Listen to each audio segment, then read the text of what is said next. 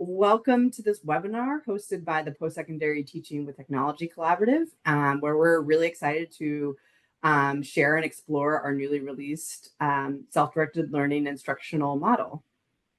My name is Hannah Cheever, and I'm a senior education researcher at SRI. I've been on the project since its start, and I'm so excited to be able to share with you today the culmination of over 5 years of work. I'm joined by quite a few of my colleagues from CCRC, SRI, and Achieving the Dream. You'll hear from Amy Brown at CCRC soon, and she can introduce herself then. There are also some collaborative staff in the audience, so colleagues, please feel free to introduce yourself via the chat, and they can help answer some questions, throughout the session. So you may see their names pop up again, as we go through. So today we have three main goals. So we're going to introduce the self-directed learning and instructional model, including its three core strategies and the resources we've created to support implementation.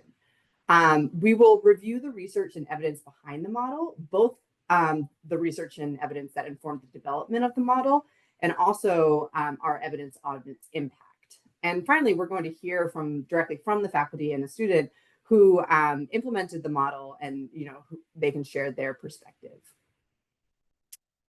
So at the bottom of your screen, you should be able to see a resource tab.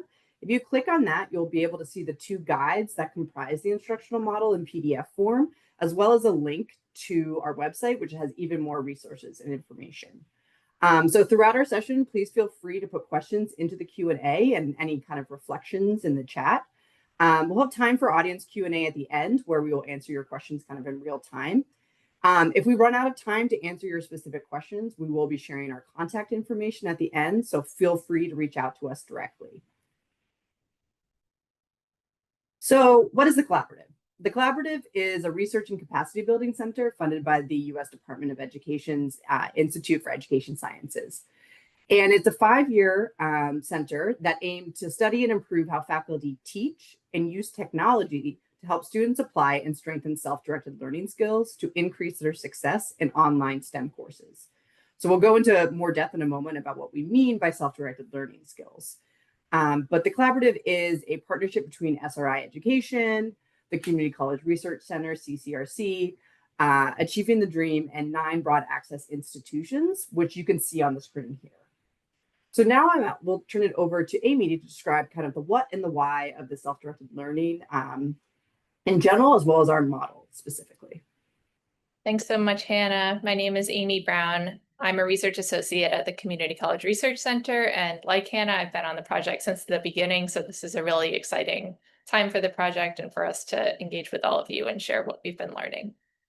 So I'll start by introducing our rationale for a focus on online courses, and then I'll introduce what we mean by self-directed learning, or SDL. It may sound like we're downplaying the important role of instructors in course design, but in fact, this framework recognizes the interplay between students, faculty, and the learning environment.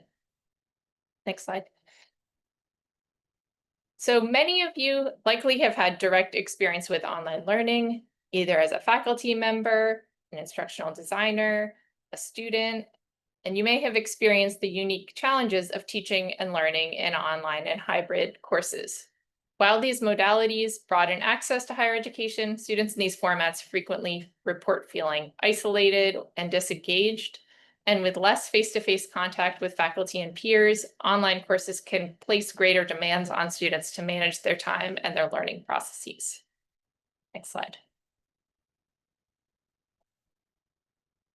So for this center, we largely focused our activities in the Collaborative in STEM courses because previous research and our partners reported additional unique challenges in these disciplines, including heavy content demands and stronger belonging uncertainty experienced by students. So our goal was to develop strategies that could increase course success to broaden the pipeline to STEM degrees and careers. While our research context was STEM courses, you'll see that the self-directed learning instructional model was intentionally designed to be applicable to any discipline and course type, and it has that flexibility built into it. Next slide. Now I'll introduce the framework for self-directed learning, which has served as a foundation for the collaborative's research and development work. So we developed this framework early on in the 5-year project, and the framework integrates several bodies of overlapping research to illustrate relationships between 3 reciprocal learning processes, all of which have strong evidence of improving post-secondary student outcomes. So at the top, you'll see motivational processes, which include foundational emotions and beliefs that energize students' approach to learning. So that could include sense of belonging, self-efficacy, agency, and growth mindset. Metacognitive processes translate those emotions into an action plan as students set goals for their learning, identify their learning needs and learning strategies, monitor their progress, and reflect on what's working. Then students put that plan into action through a set of applied learning processes, which includes selecting appropriate study strategies and seeking help when needed. The cycle continues as students' learning experiences influence their motivation.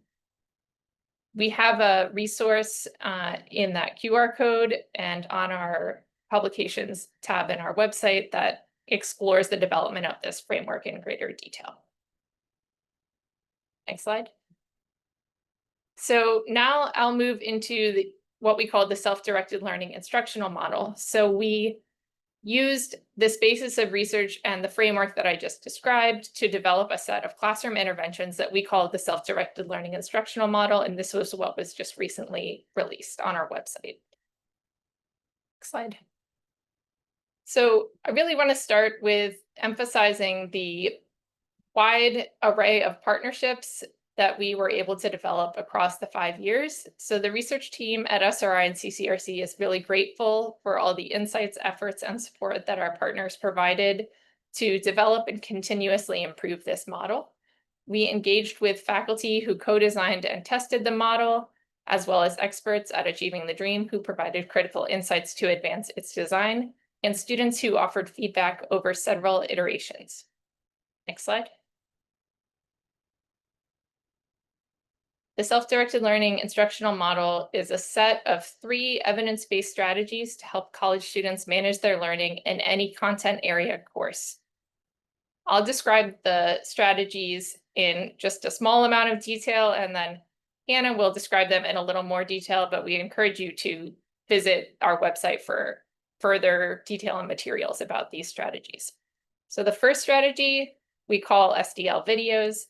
It's a set of 3 10-minute videos that focus on sense of belonging, growth mindset, and time management. Each video includes a corresponding set of closed and open-ended reflection questions on those concepts. The second strategy we call SDL prompts. It's a series of prompts that can be administered at key points during a course. Those prompts can encourage students to reflect on their workload, understanding, and learning needs during the current week. Instructors can use an assessment wrapper around a major assignment or exam. And there's a final reflection at the end of the course that's in the form of a letter or video to a future student. The final strategy we call SPIN, which stands for Student Peer Interaction and Networking. And that strategy includes 2 parts.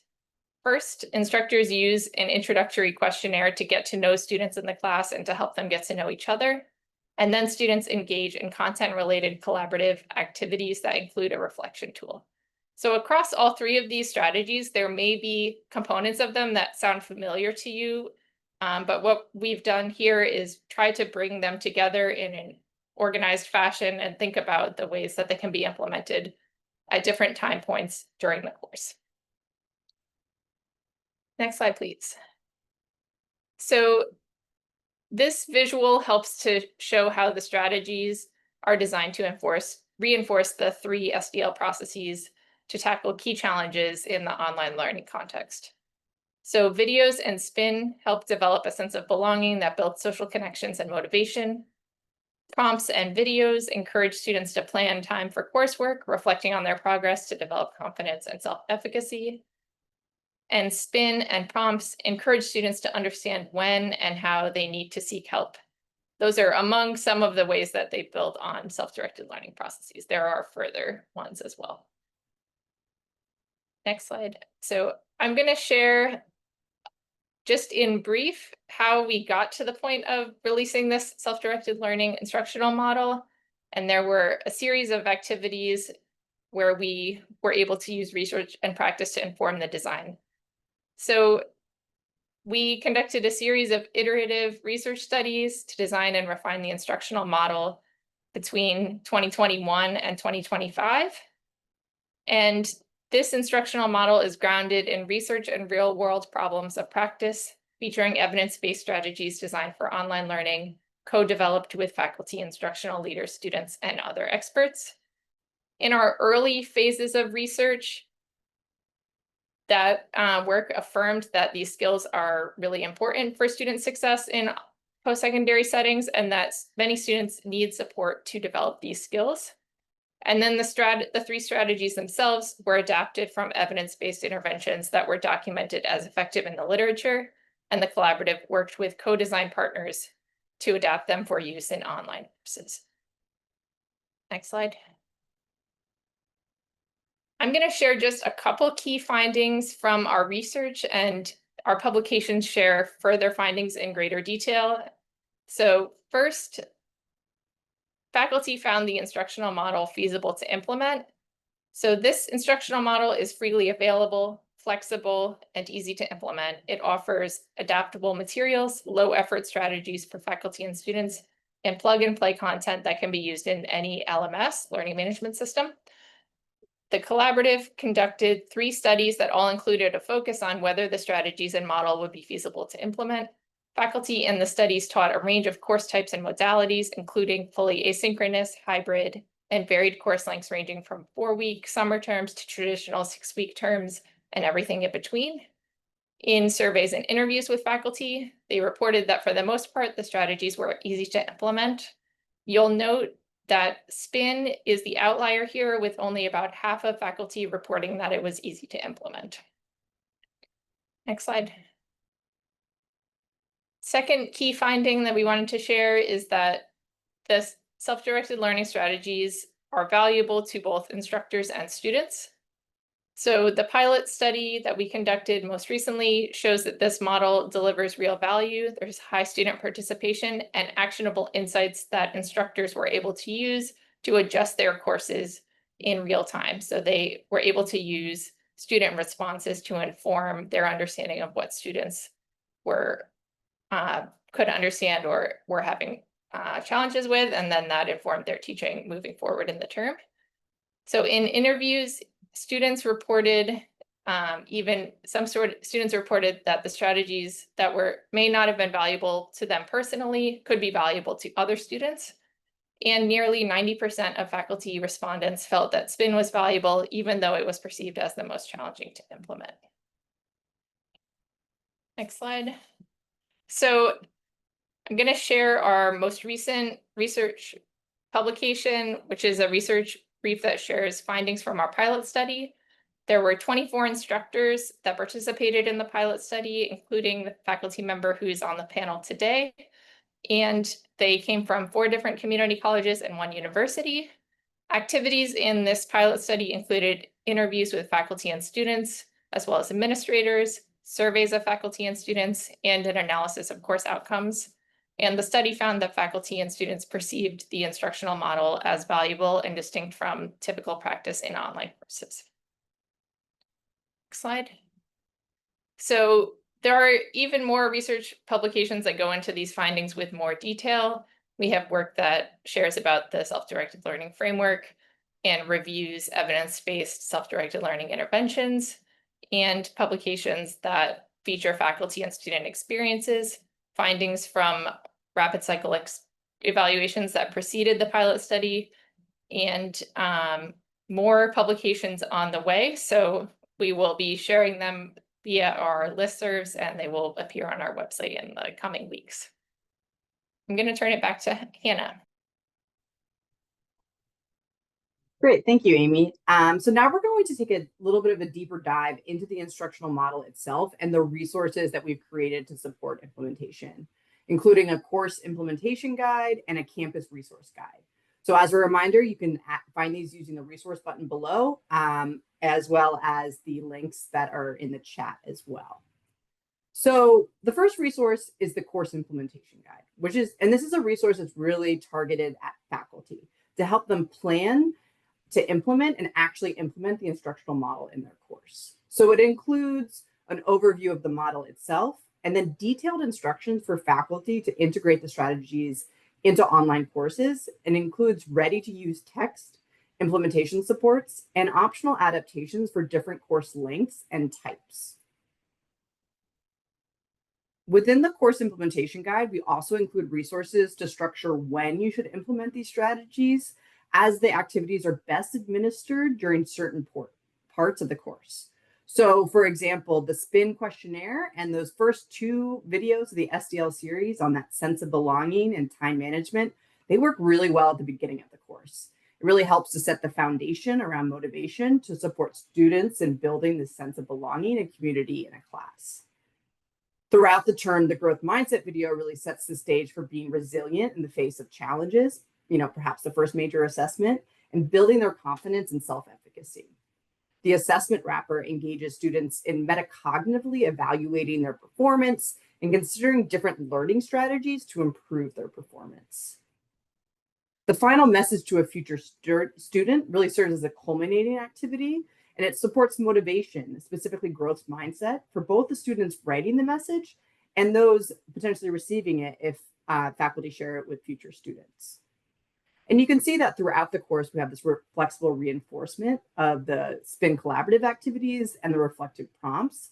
And they really reinforce the habits of metacognitive processes and progress. So checking and adjusting their learning strategies, self-reflection, and then the applied learning skills of really following through on those selected learning strategies and seeking help from peers when maybe those selected learning strategies aren't the most effective, and how they can change course. Faculty, we have this detailed pacing guide, but faculty have flexibility based on the context of their course.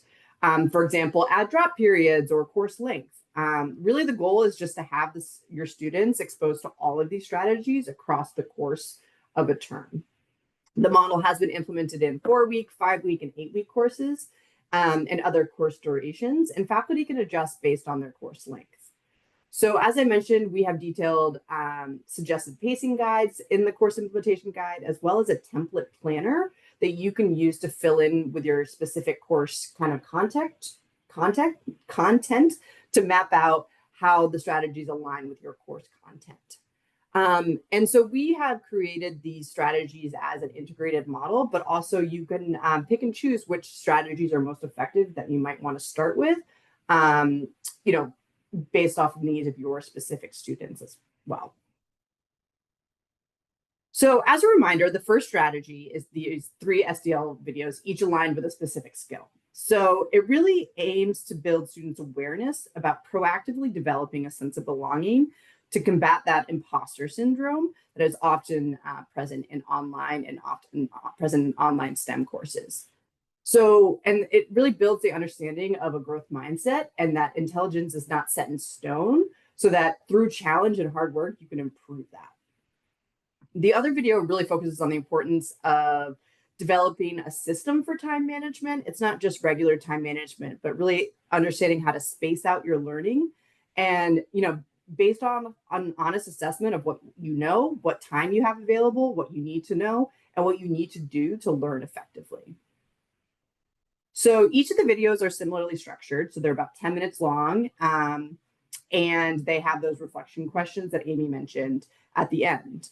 So in the course implementation guide for each video, we not only include a link to the video itself, which is on YouTube. We also have recommendations for alignment with course pacing, a transcript for each of the videos if for accessibility reasons you want to share just the transcript, and then the reflection questions that can be assigned via discussion board, actual like assignment or survey, and instructions that you can copy and paste directly into your LMS. And so we develop these instructions in collaboration with our student fellows so that they can be really accessible to your students. So we provide a wealth of resources around the videos. So the second strategy, as a reminder, are 3 types of prompts. And so The first are reflective prompts, and then we have an assessment wrapper, and then a final reflection in the form of a message to a future student. So students can answer the prompt questions in short paragraphs that aim to really increase their metacognition, really thinking them and prompting them to evaluate their own performance and adjust their learning strategies. The reflective prompts should be administered at least twice in the course, or at least that's what we recommend. And the assessment wrapper is around, a major assessment and the final message at the end. In the course implementation guide, we include text and instructions for the prompts that, again, you can copy and paste directly into your LMS.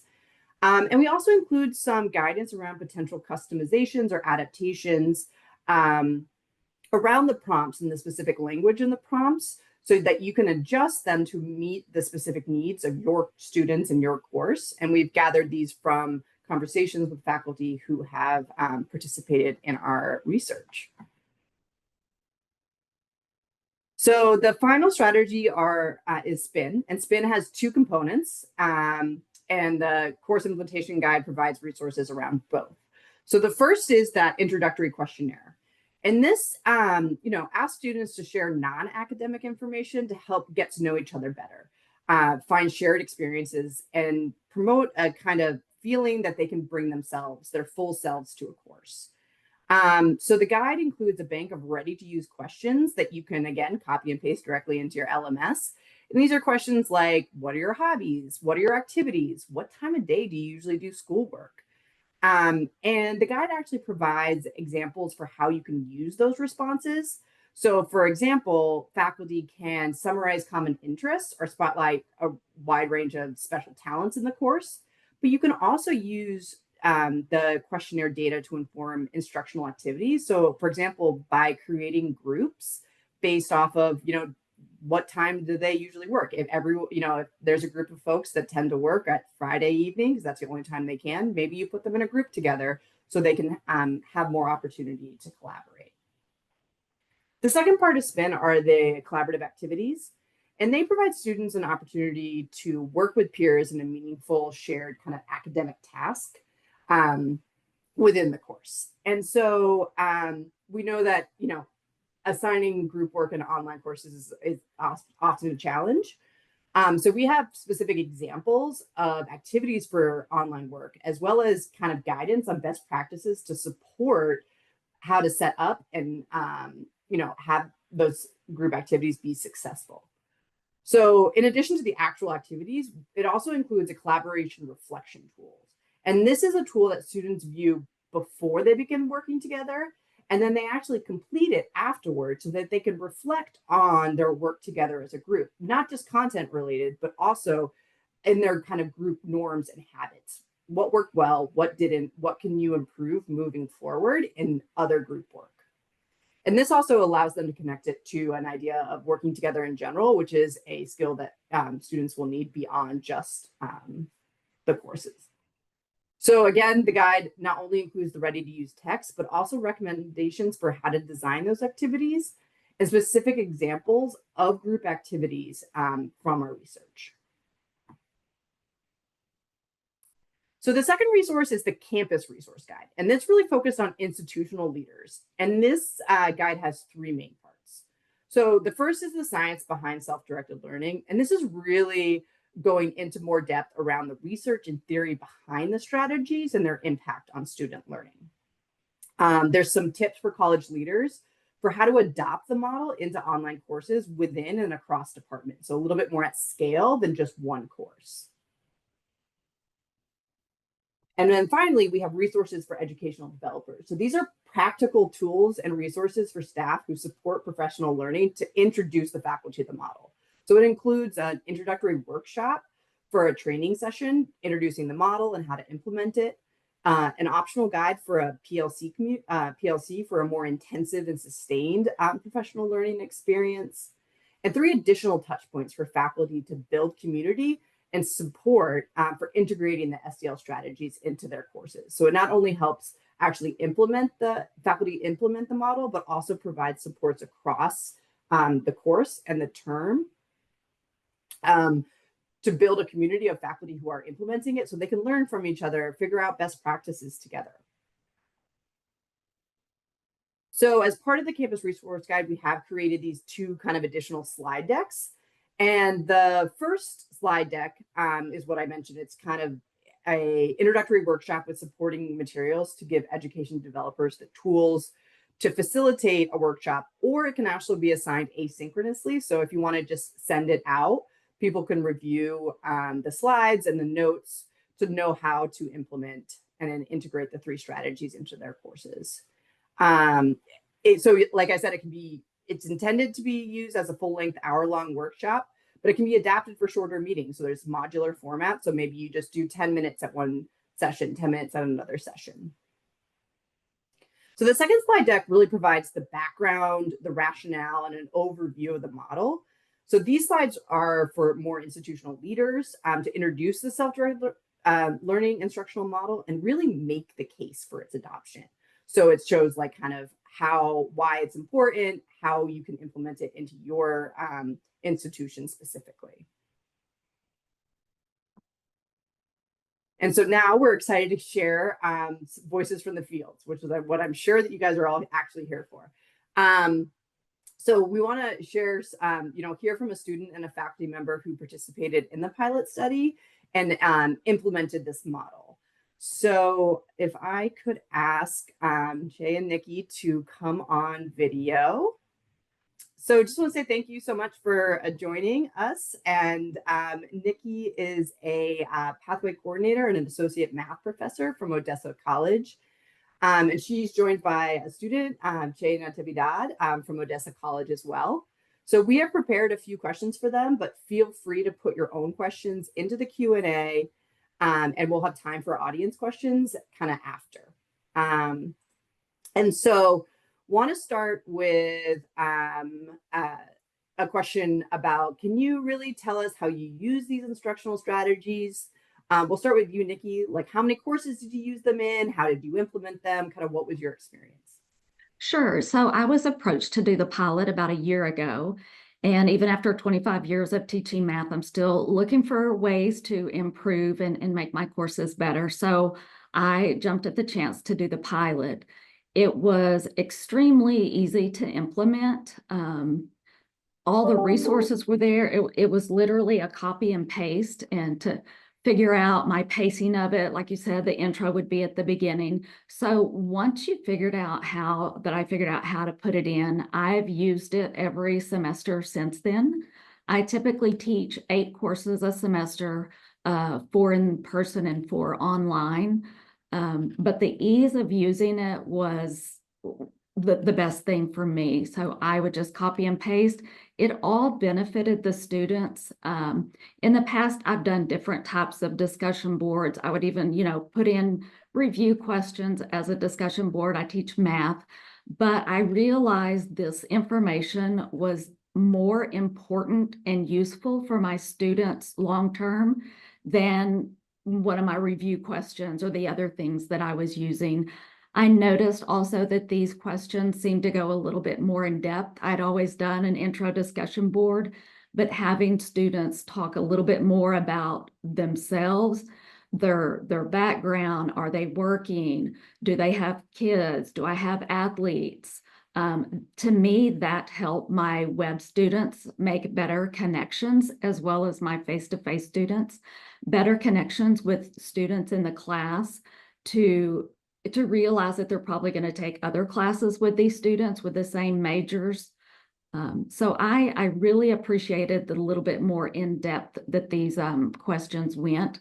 The wrap up, a letter to future students, I have changed that to what advice you would give to future students.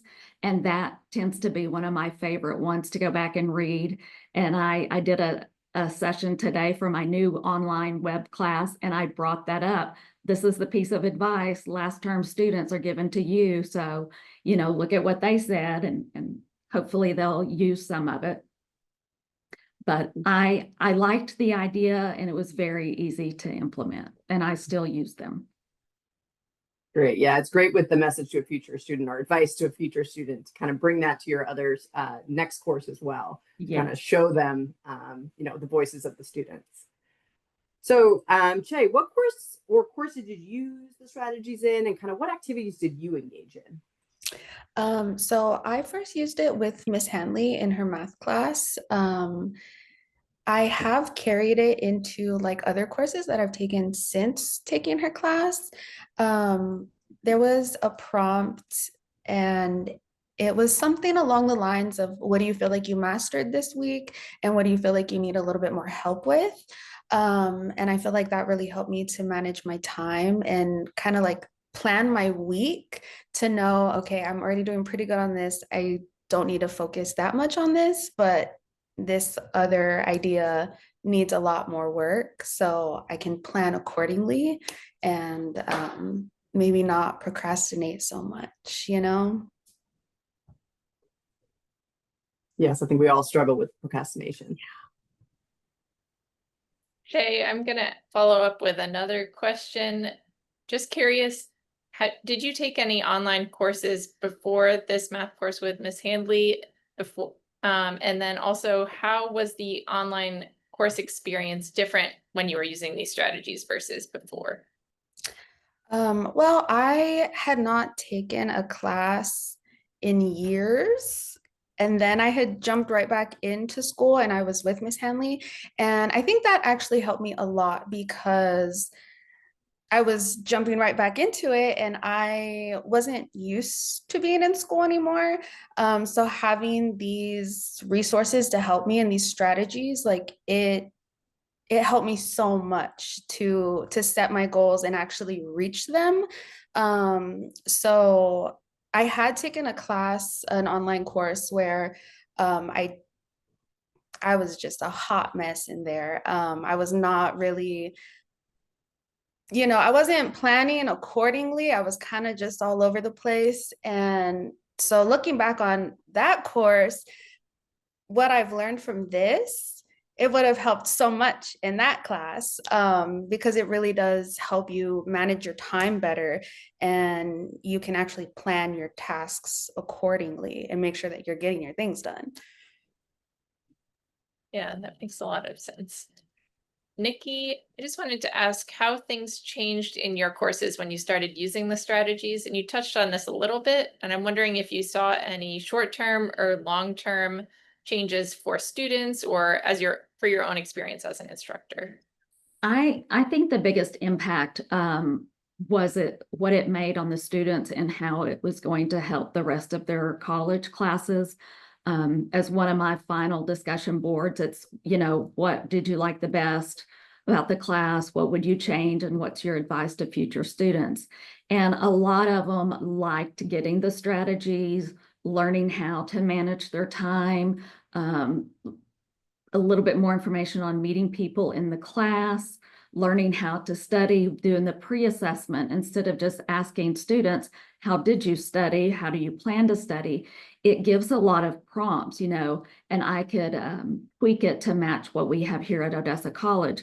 Did you work with a tutor? Did you go to the STEM Center? Did you do the review? Did you do a study group? So it not only asks them how they prepared, but then it puts in other ideas, I feel like, to help them prepare. And students can only benefit from this for now and for all of their courses, in my opinion. I appreciate you bringing up how the strategies kind of encourage a proactiveness. Yeah, that's great. And so you both sort of touched on this, but I'd love to dive a little bit deeper into thinking about, what have you taken away from your experience using these strategies? And thinking like specifically, is there anything you now do differently? Or are there impacts or impressions that you've carried on into kind of other classes or, other courses? And we'll start with you, Che. So I have taken a few classes since having Miss Hanley's class and learning these strategies. And I think that one prompt really stuck with me. It just helps so much for me to reflect on everything I've learned throughout the course. And I can identify that I'm doing really good on one thing and maybe not so great on something else. And I know that I need to work on that. And if I need to ask for help, I don't feel shy or embarrassed about it, because you're already kind of in that growth mindset. So yeah, I feel like that just has really stuck with me, and I've been able to carry that throughout the rest of the courses that I've had since taking her class. So I manage my time so much better, and I get assignments done so much more effectively. Great to hear. I will say that even in the development of the strategies, I feel like I have better time management now. I practice some of those best practices as well. So same question for you, Nikki. I'm sorry, repeat the question? The question is really like, what have you taken away from your experience in using these strategies? Is there anything you do differently now, or that you carried into your other courses? I use some of all the strategies in all of my courses. Like you said, the group one is the most difficult to implement, especially in a web class. But time management and quickly getting to know your students and the students getting to know each other is critical. Our college runs on 8-week terms, so time management is critical for my students because there's 8 weeks just flies by. But I love the strategies. They are so easy to implement. I still use them in all my classes. I have them in our master's shells so that when they're copied, they're there and they're easy to tweak.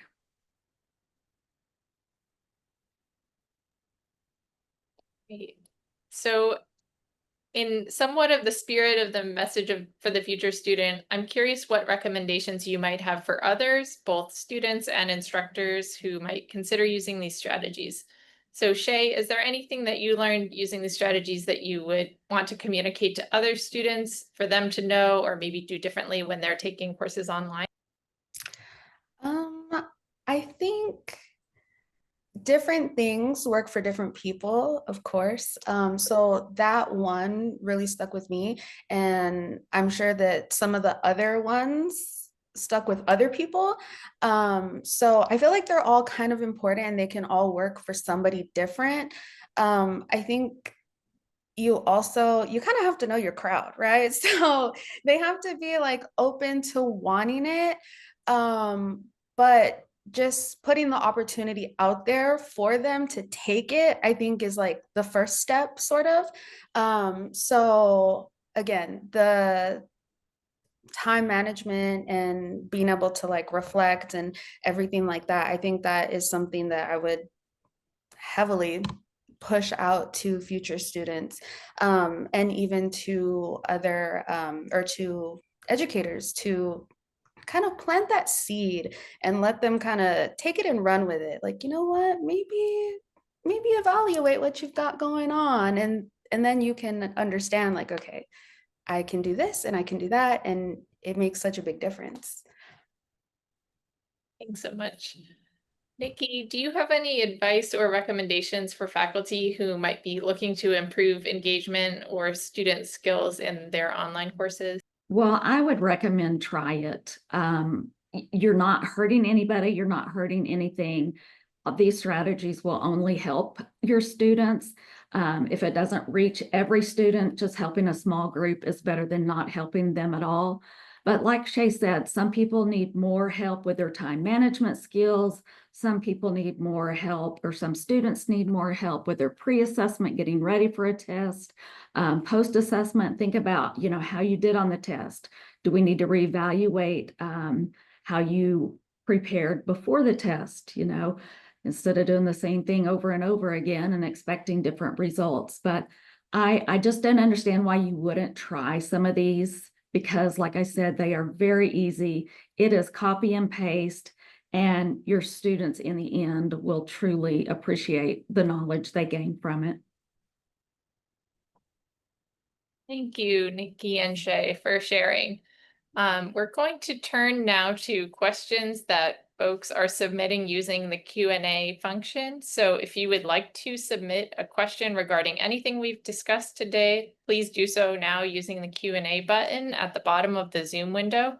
We'll try to get to as many of your questions as possible, and we'll also put our contact information in the chat So please feel free to reach out to us if you have any questions or feedback following today's webinar. So I'm going to start just with the questions we have in the Q&A currently. And again, please add more as you think of them. So Karen Stout is wondering if there are any barriers to using these strategies in 8-week shortened academic terms. I know Odessa teaches most of their sections this way. So I wonder, Nikki, if you could speak to that. Yes, absolutely. Karen, you just want to have it all lined out before your term begins, because 8 weeks goes so quick, like you mentioned, that you definitely need to plan where you're going to put them in. But I already did discussion boards, so it wasn't as if I was adding extra items into my schedule or my calendar. I just edited what I was doing and replaced it with these.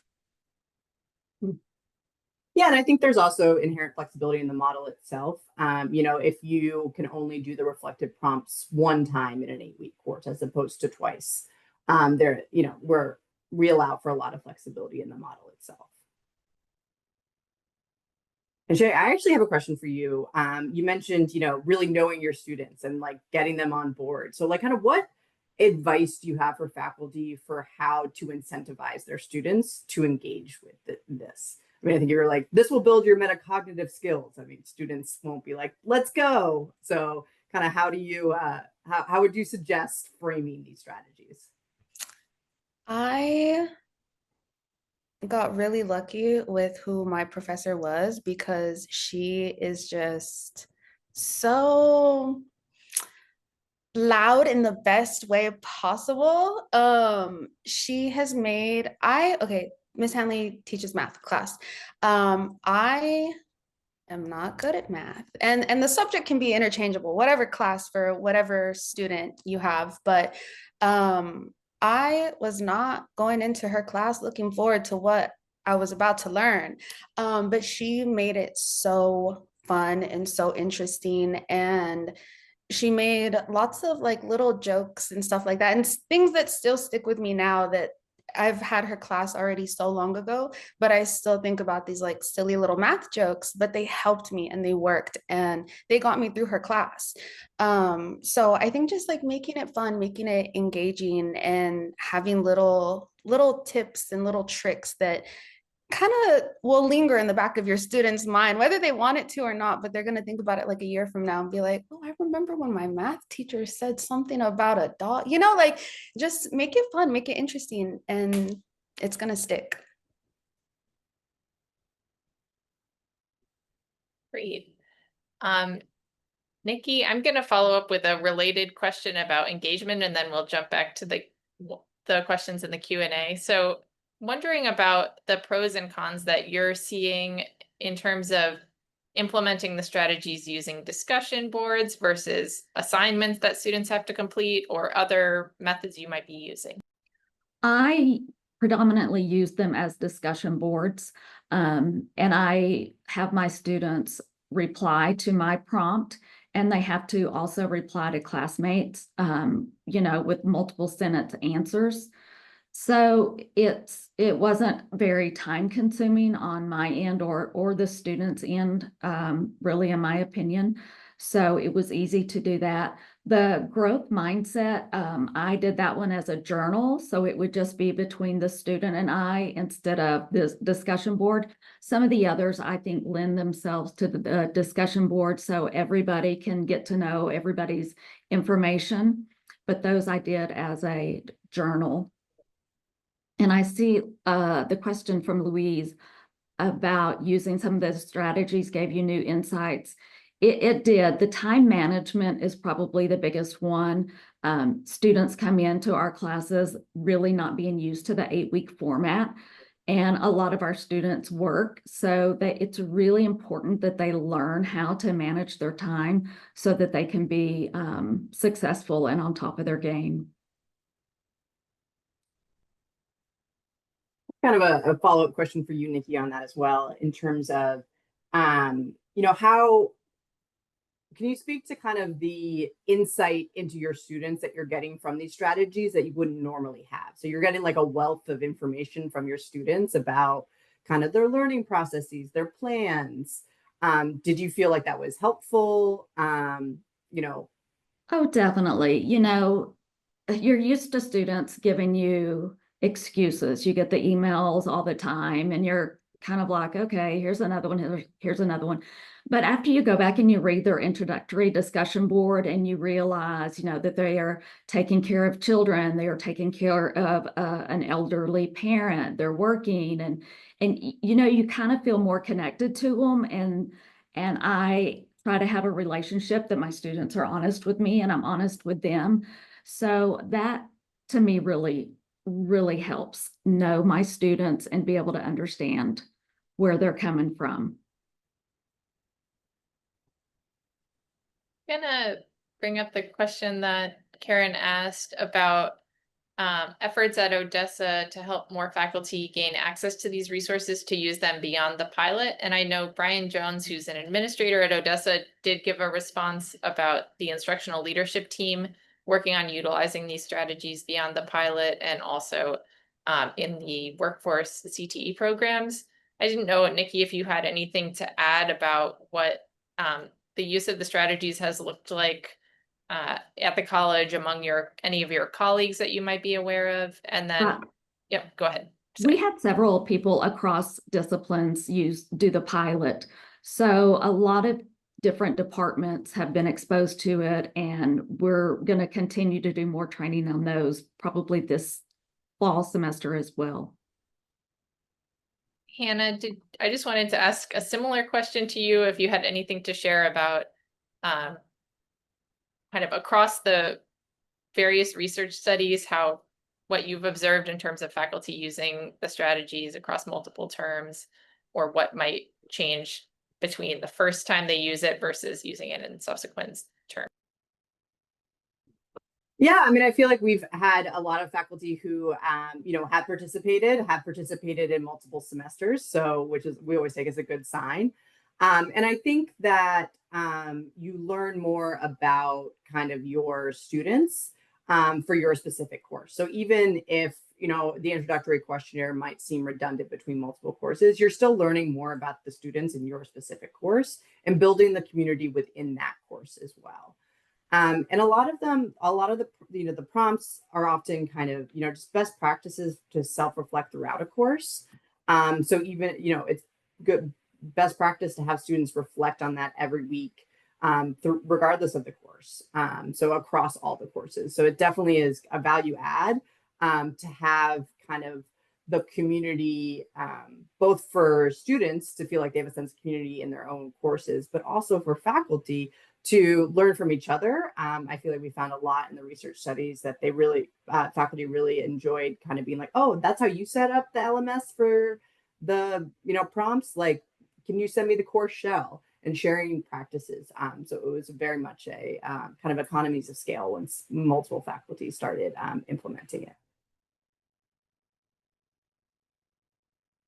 And we have another question about kind of advice for faculty who feel like they don't have time to use these strategies in their classes. You know, as we know, many faculty are just, you know, have a lot of competing demands, and it's especially with STEM, which are such content heavy courses, it's really hard to fit in another kind of activity or assignment.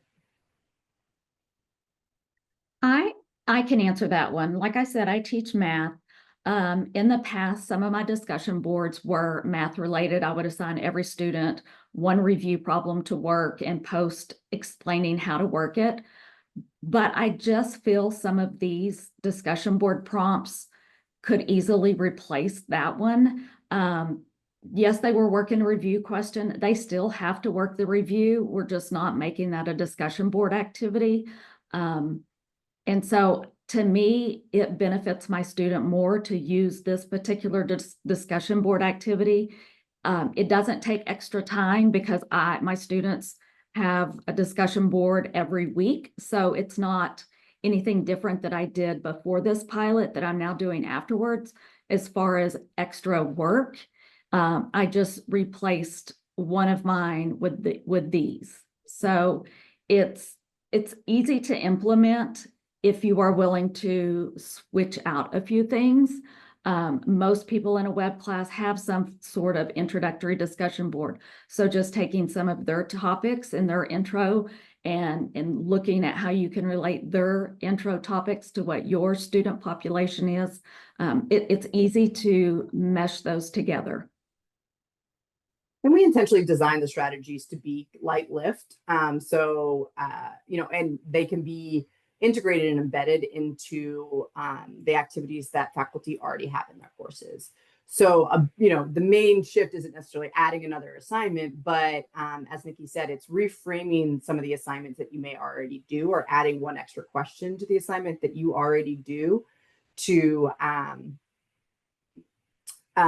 think about, be more intentional about, okay, this is the point behind this. Like, we're doing this introductory questionnaire and then sharing the response out, so students kind of see the value in it, and understand kind of why they're doing it, and building their own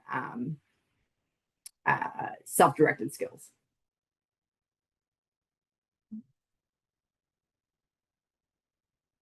So I'm not sure if anybody has any other questions. Wait for the teacher wait time.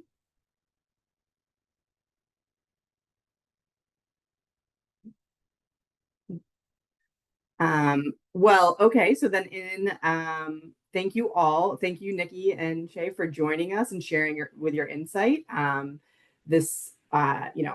All of your input, as well as all students and the faculty across the 5 years, has been priceless to creating these strategies that we have. There's one more question we can. Apologies. Answer. I'll read this. So Mary's asking, if I have to teach all types of learners with tons of learning to cover, would it be more helpful to use these strategies to keep the students engaged? Nikki, would you like to jump in? Yes, I think so. I think your students would appreciate, I know my students would rather take a look at time management versus doing a math assignment any day, or, quickly do a pre-assessment or a post-assessment. I think I kind of will also break up your subject content. If you're just talking about history every day, and then they get to go online and do something different for the moment, I think it will help keep them engaged, most definitely. It's going to add to what Nikki shared, and I think it's connected a little to Shay, your comment that students are going to come to the strategies with what they're looking for, and there may be some students that encounter strategies and they might think, oh, I understand this already, I'll do the activity, but I don't need additional practice. And there may be students that really dig in and approach it as, this can really be a great learning opportunity for me in the moment and for me looking ahead. And the strategies were implemented in co-requisite course sections. So we've also seen these strategies implemented with a wide range of students who are enrolling in those courses. And any of these courses that we're talking about are going to have a wide range of students, given that they're being implemented in open and broad access institutions. So I think that there's some piece of students engaged differentially with the strategies, and hopefully in ways that feel meaningful to them individually, but it might look different for different students. We just want to thank you all again so much for joining, and Nikki and Shay for being here and sharing your insight. And we just want to share or close by sharing a document that we're actually currently working on finalizing. And so our work has contributed much to the field's understanding of how to support college students' learning habits, specifically in online courses, but also, more broadly. But it also raised a lot of new questions, identified gaps, and sparked ideas for kind of future direction for research. So we are creating this learning agenda, and it really shares insights from the collaborative's research and development efforts, but also identifies those kind of critical knowledge gaps, and then prioritizes questions for investigation beyond the center. So, and they're aligned with 4 major themes. So design and development, implementation, measurement, and then impact. So for example, under design and development, some of the questions that we have are around, how can we better leverage advanced technologies to personalize the self-directed learning strategies? So for example, when we started developing these strategies, it was 5 years ago, AI was, just starting. We don't really integrate those. How would that support this? For implementation, how can we reach those students who might need the self-directed learning supports the most? Are there more supports needed in incorporating these collaborative activities in online settings, specifically asynchronous? So how can we further explore the impact of the instructional model? Are they, given our kind of sample sizes, we were somewhat limited. So how can we explore if the strategies were more effective for particular students or others? Why? Are particular strategies by instructors and particular students more impactful than other iterations? In terms of measuring the SDL skills, like what are the strengths and limitations of using these self-report surveys to measure self-directed learning? We kind of just scratch the surface around LMS clickstream data. How can we use that to measure other ways and other ways that these strategies may impact student behavior? So that's what's kind of, we will be finalizing this and posting it soon. What's next for you? Please, we will share out these, the webinar video, as well as the resources that we provided. Here are some QR codes to the links that we have been posting throughout the session, including the first one is to the instructional model on our website, and that includes an overview plus pages specific for faculty as well as leaders, and then a little bit more about the science behind it, so the research. And then we also have so many research publications that we were only able to share a very high level in this session. So please check out our other research publications to learn more about kind of the details of the impact and a little bit more into the studies, as well as that are aligned with each of the components of our model and our research study. Thank you all for joining. The last kind of pages here are our email. If you have any questions or wonderings, thoughts, anything, please don't hesitate to reach out and email us for any further questions. We're happy to share anything else that you would be interested in. Thank you all for joining us today.